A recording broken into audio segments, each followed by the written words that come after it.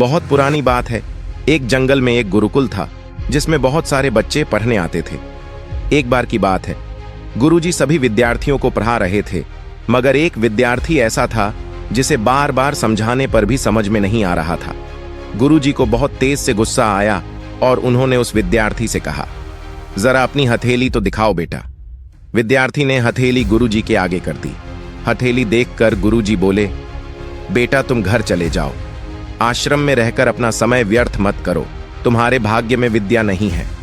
शिष्य ने पूछा, क्यों गुरुजी? गुरुजी ने कहा, तुम्हारे हाथ में विद्या की रेखा नहीं है। गुरुजी ने एक होशियार विद्यार्थी की हथेली उसे दिखाते हुए कहा, ये देखो, ये है विद्या की रेखा, ये तुम्हारे हाथ में नहीं है, इसलिए तुम समय नष्ट ना करो और घर चले जाओ और वहां अपना कोई और काम देखो। यह सुनने के बाद उस विद्यार्थी ने अपने जेब से एक चाकू निकाला, जिसका प्रयोग वह रोज सुबह अपनी दातुन काटने के लिए करता था।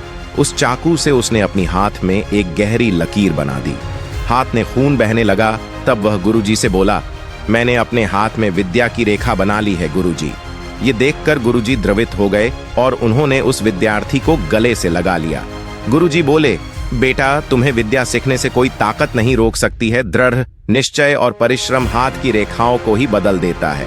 दोस्तों, वह विद्यार्थी आगे चलकर महर्षि पाणिनि के नाम से प्रसिद्ध हुए, जिसने विश्व प्रसिद्ध व्याकरण अष्टाध्यायी की रचना की है। इतनी सदियां बीत जाने के बाद भी आज 1600 वर्षों बाद भी विश्व की किसी भी भाषा में ऐसा उत्कृष्ट और पूर्ण व्याख्या का ग्रंथ अब तक नहीं बना। तो दोस्तों, इस कहानी की शिक्षा यह है कि लोग चाहे जो भी बोले, हम हर एक को गलत साबित करते हुए अपनी लगन और कठिन परिश्रम के दम पर जो चाहे वो सब कुछ हासिल कर सकते हैं। जय हिंद।